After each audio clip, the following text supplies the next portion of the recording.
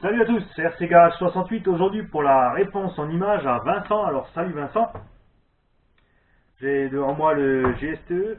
Je vais te montrer de plus près sur la caméra donc comment j'ai fait la carrosserie et te donner en même temps la réponse à tes questions pour le calage du moteur et le remplissage des amortisseurs.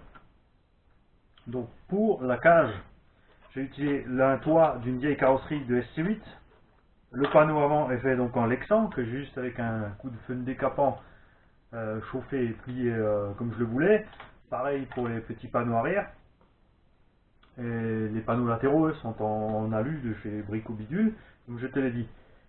Donc à l'avant, tu n'auras aucun problème si tu utilises une plaque en Lexan pour percer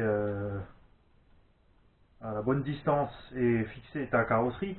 À l'arrière néanmoins, les fixations d'origine du Seine n'entrent pas dans les deux fixations prévues de la cage d'origine.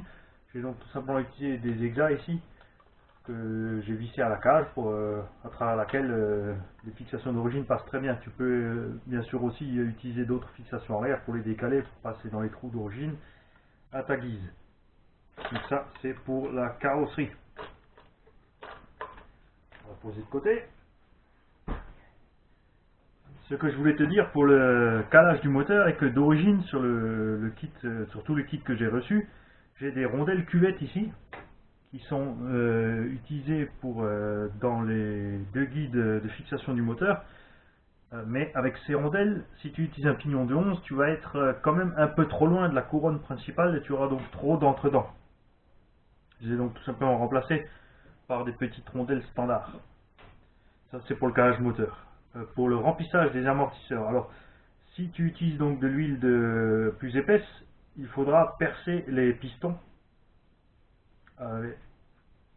Tous ceux que j'ai eu en main, effectivement aussi, avaient deux trous dans le piston. Si tu as des pistons en plus avec plusieurs trous, tu peux essayer ça. Personnellement, je les ai juste percés à 2,8 sur l'engin pour les sauts et à 3 mm. Donc les deux trous existants étaient percés à 3 mm sur celui-ci, mais c'est une fois de plus, comme je le dis souvent, c'est mon choix, c'est mes réglages. Donc peut-être que si tu commences avec des trous aussi épais, tu ne seras pas trop content du réglage. Je te conseille donc de commencer à perforer doucement. Évidemment, ça va inclure plusieurs essais, donc plusieurs fois il sera nécessaire de sortir le piston, de vider l'amortisseur, etc. Mais c'est nécessaire si tu veux trouver le réglage où tu te sens bien à l'aise. À savoir aussi que j'utilise des ressorts verts sur celui-ci, donc je ne sais pas lesquels tu utilises sur ton Genesis. Les rouges me semblent sont plus souples et les blancs sont d'ailleurs les seuls qui fabriquent encore d'après le site Seine, avec lesquels je ne suis pas trop satisfait personnellement.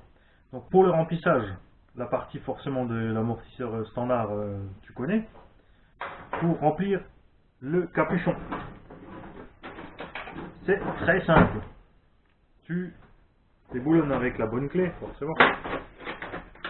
En mollet, ça va pas aller. Tu enlèves ton capuchon inférieur. Ensuite, ici, tu mets tout simplement le doigt au fond et tu remplis l'huile ici, à ras-bord. Quand tu vas ensuite mettre ta vis, ici en la serrant, forcément, tu vas rajouter du volume qui correspond en fait à l'air qui va te rester ici. En enfonçant cette vis, donc avec la pression de ton doigt, tu pourras laisser passer légèrement l'air jusqu'à ce que l'huile arrive ici. T'en fais pas s'il reste de l'air ou n'importe, s'il y a trop d'huile, de toute façon c'est pour ça qu'il y a la vis de purge. Donc tu maintiens le doigt dessus, tu vas sur ton amortisseur. Lorsque tu vas retourner le capuchon, l'huile ne va pas couler comme de l'eau, comme elle est très épaisse. Tu as largement le temps d'aller proprement sur ton amortisseur et de serrer. Là aussi tu serres en douceur puisque tu vas créer une augmentation de la pression due à l'air qui reste dedans. Et c'est pour ça qu'il faudra ici desserrer le petit purgeur. Et tu pourras ensuite tranquillement serrer ici. Tu n'es pas obligé d'enlever entièrement le purgeur. Le fait de le desserrer de cette façon à moitié ou deux tiers permettra à l'air de sortir. Et donc quand tu auras proprement l'huile qui arrive, tu pourras refermer. Donc attention, erreur à ne pas faire. Si tu as trop d'huile dedans ou trop d'air encore, quand tu vas presser ici l'amortisseur, il va revenir. Donc ça voudra dire que tu as trop de pression à l'intérieur de l'amortisseur. ce qui n'est pas bon pour amortir en fait. L'idéal est que lorsque tu rentres l'amortisseur, au contraire qu'il soit encore un peu comme légèrement ventousé à l'intérieur au niveau de la tige, ce qui va donc bien freiner le débattement du ressort pour éviter à la machine de rebondir suite à un saut.